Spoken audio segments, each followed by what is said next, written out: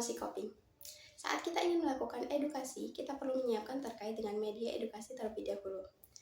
Nah, ini ada media berupa lembar balik, bisa digunakan untuk 1-3 orang. Nah, perlu kita pastikan saat mengedukasi, jarak antara media dan juga pasien itu tidak terlalu jauh maupun tidak terlalu dekat. Nah, kemudian memasuki sesi edukasi, saat kita ingin melakukan edukasi promosi coping, step pertama yang perlu kita lakukan adalah, yaitu yang pertama, menanyakan terkait dengan pengertian coping kepada pasien. Nah, setelah pasien menjawab, baru kita menjelaskan kembali apa itu pengertian coping.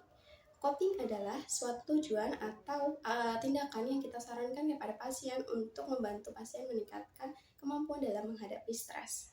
Nah, kemudian step yang kedua adalah menanyakan kepada pasien terkait dengan tujuan dari coping itu sendiri. Setelah pasien menjawab, jangan lupa kita memberikan afirmasi positif berupa pujian, baru setelahnya kita menjelaskan kembali kepada pasien apa itu tujuan dari coping. Jadi, tujuan dari coping adalah saat pasien menemukan tindakan atau aktivitas yang sesuai dengan hobi atau passion pasien, diharapkan fokus pasien itu dapat sepenuhnya teralihkan kepada aktivitas tersebut sehingga mekanisme otak itu tidak selalu tertuju kepada stres. Jadi tingkat stres pasien dapat menurun. Kemudian step yang ketiga adalah membantu pasien atau menjelaskan terkait dengan cara menemukan dari coping. Step yang pertama adalah yaitu membantu pasien mengungkapkan perasaan dan juga persepsi terhadap diri pasien sendiri.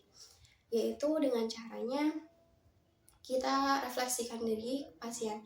Nah, kita membantu pasien merefleksi bagaimana sebelumnya pasien itu personalitinya, yaitu apakah pasien lebih suka keheningan atau lebih suka keramaian, aktivitas apa yang paling disukai pasien berupa hobi atau lain sebagainya.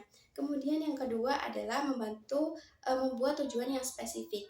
Nah, tujuan yang spesifik ini adalah biasanya pasien itu lebih cenderung jika pasien sudah menemukan coping yang positif, berarti pasien itu harus terpacu untuk menghilangkan stres sepenuhnya.